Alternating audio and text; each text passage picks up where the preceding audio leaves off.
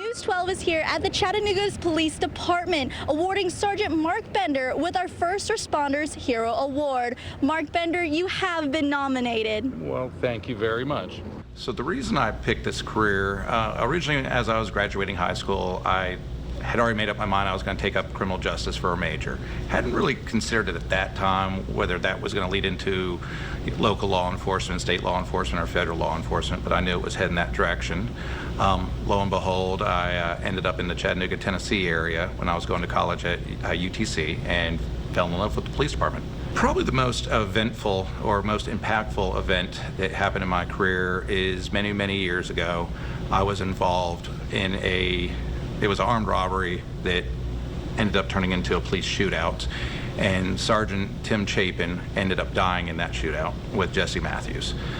It's not the shootout itself that impacted me, it was the fact that I realized how much we put on the line every day that we come to work, and the fact is that we can lose all that in a moment's notice. You know, from a police department standpoint, we did everything right in that situation, and I still lost a friend and a mentor in that moment. Understanding that in this job, even if everything is done right, it can cost you your life. I would probably say, dating all the way back to when I started, I acknowledge that and accept that every day.